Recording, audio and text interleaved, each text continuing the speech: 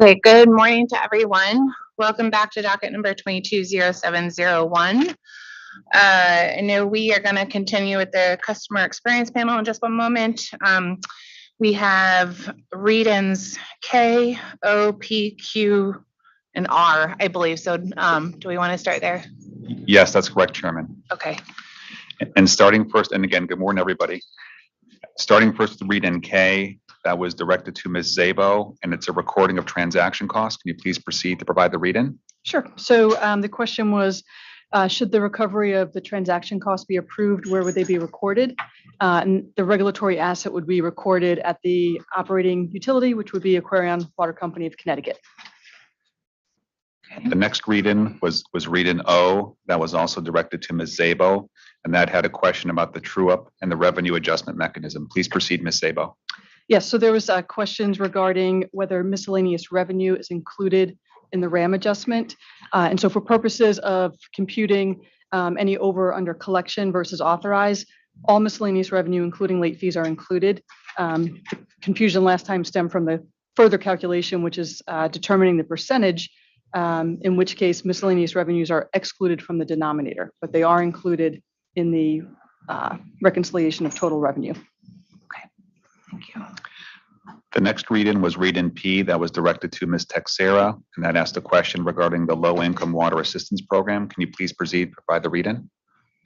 Yes, the household income for the LIWAP eligibility is income that does not exceed 60% of the state median income. Thank you. And read-in Q was also directed to Ms. Texera, and that requested information regarding 60% and 75% of the state median. Please proceed. The 60% state median, it's dependent on family size. So I'll read the income for each category. For a family size of 1, it's $39,761. A family of 2 is $51,996. Family of 3 is $64,230. Family of 4 is $76,465.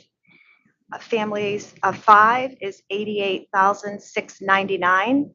A family of 6 is $100,933. Family of 7 is $103,227. Family of 8 is $105,521. For 75% state median, again, following the same format, family of 1, $49,702. Family of 2, $64,995. Family of 3, $80,288. Family of 4, $95,582. Family of 5, $110,875. Family of 6, $126,168. Family of 7, $129,035. Family of 8, $131,903. Okay, and the final read-in that we had was read-in number R, that was also directed to Ms. Texera. It was a question regarding Operation Fuel's implementation of our customer assistance program. Please proceed to provide the information. I believe the cost of that we pay for the current customer assistance program is $10,000 per year.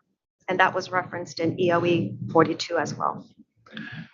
Thank you. And commissioners, with that, that completes the outstanding read-ins from the prior hearing days. Thank you. Very good. Thank you. So I'll take administrative matters before we resume with cross of the panel. And I see Attorney Wheel. Check. Can you hear me? Thank you, Madam Chair. I did have an administrative matter. I contacted the case coordinator late over the weekend, so I'm not sure whether the authority has a chance to look at it. But it's another request for a reordering of witness panels. I think as we've advised the authority in previous communications, our cost of capital witness, Dr. Randall Woolridge, isn't available on Wednesday. And although it looks, I think we're all hoping that this hearing will conclude based on cross estimates provided by the end of the day tomorrow, Tuesday. In the abundance of caution to avoid a situation where Dr. Woolridge would have to return on Wednesday when he's not available, we thought we would ask the authority if it would be possible to switch the ordering to allow for EOE's cost of capital witness to go second and Dr. Woolridge to go third. Sorry, reverse that. For Dr. Woolridge to go second and for EOE's cost of capital witness to go last. I did discuss this request with the company as well as EOE, who both indicated that they would consent to that reordering of panels if the authority allowed it. Okay, very good. Assuming that representation remains accurate. That is accurate. We have no objection to OCC's request. Very good. Then we will reverse those two panels. Thank you very much.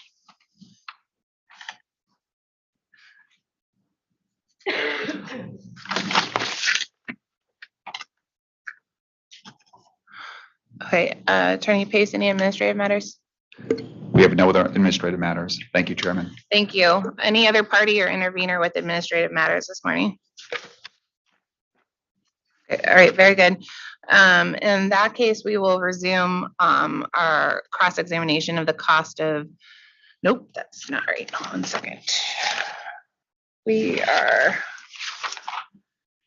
Apologies. We are going to resume our cross of the customer experience panel. So if my recollection is accurate, we left off with cross by the Office of Consumer Counsel. So if the OCC could approach, please.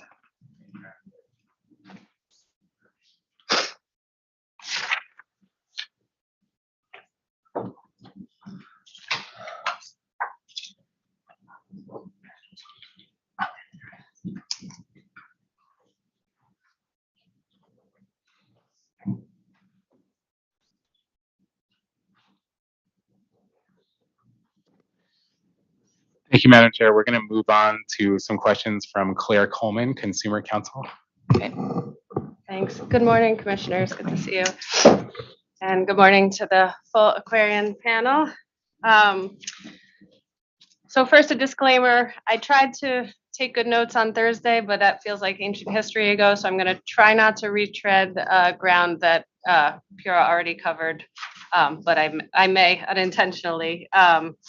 So, my cross is really focused on trying to understand how Aquarion designed its low-income discount rate proposal and flesh out some of the concerns in your rebuttal testimony regarding feasibility objections to the OCC proposal to try to help the authority come to a conclusion about what the best path forward here is. So I'm going to dig into some of the details of the mechanics of the programs, again, in an attempt not to repeat the ground that was covered Thursday. I believe and I think most of my testimony is directed to you, Ms. Texera. But of course, if others need to jump in, please feel free. So my first set of questions is about the current program, the CAP program. And I believe your read-in, you just informed the authority that there was about an annual cost of $10,000 for that program. And can you just talk through what those costs, was that solely for the benefits provided to recipients or participants in the program, or were there other costs associated with that? The $10,000 is the administrative fee that we pay Operation Fuel to run the program, qualify customers, and then provide the company with information so that we can credit the customer bills. And that's a flat fee regardless of how many beneficiaries were served? Okay. And I believe in your written testimony, you stated that through the CAP program, there was initially a $50 voucher until 2020, and then it went up to $250. Was that during the pandemic? No, we implemented that prior to the pandemic, understanding that, and we restructured the program for the first $50 to be either to pay for a past due balance, but it really was a preemptive measure to assist customers who wanted to pay their bill. They were current, but they would indicate that they were having some financial hardship to kind of prevent them from going into arrears. And then we implemented a higher level to allow for payment of past due balances that would be in excess of the $50. So those customers essentially self-identified, said, I need assistance, and Yeah, that's how they were funneled into the program. So it could come to us two ways. Typically, a customer would contact the company and let us know that, they want to make a payment arrangement, they're having trouble paying their bills. Our customer service reps are trained to explain the availability of the customer assistance program and would refer them to Operation Fuel, who in turn would qualify them for these benefits.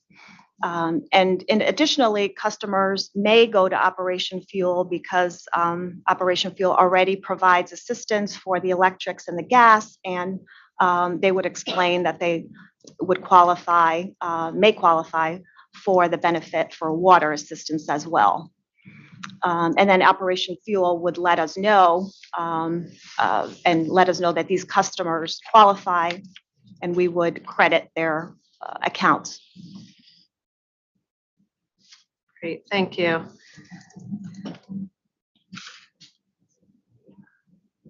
So in your written testimony, you referred to both a local agency. I think I was trying to find the line. I think it's page 19, line 13. You said historically the CAP benefit was administered by a local agency. That's Operation Fuel. Is that who you were referring to? Yes. Okay.